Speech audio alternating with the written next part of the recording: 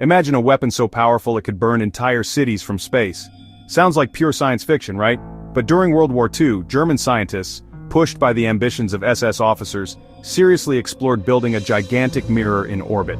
Yeah, you heard me right, a space mirror. The plan was to launch a reflective disk, over a mile wide, into Earth's orbit. Its purpose? To harness and focus sunlight onto any spot on the planet, turning sunlight into a city-destroying death ray.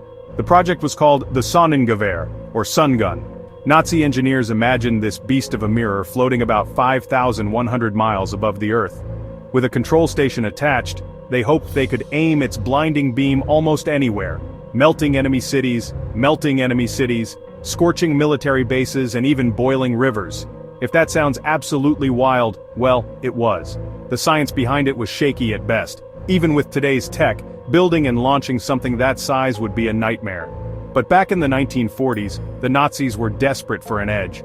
Some believed that with their V-2 rocket program, they were on the brink of reaching space, and maybe, just maybe, the sun gun could become real. SS officers pushed for more radical ideas as the war turned against them. The sun gun was part of a wave of so-called wonder weapons meant to turn the tide. In secret meetings, engineers discussed designs, calculated orbits, and even proposed using forced labor.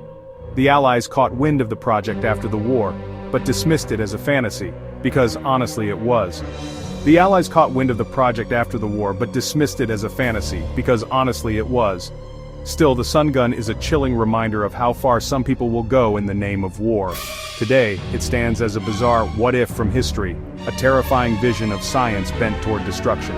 Today, it stands as a bizarre what-if from history, a terrifying vision of science bent toward destruction. And thankfully it never got off the drawing board.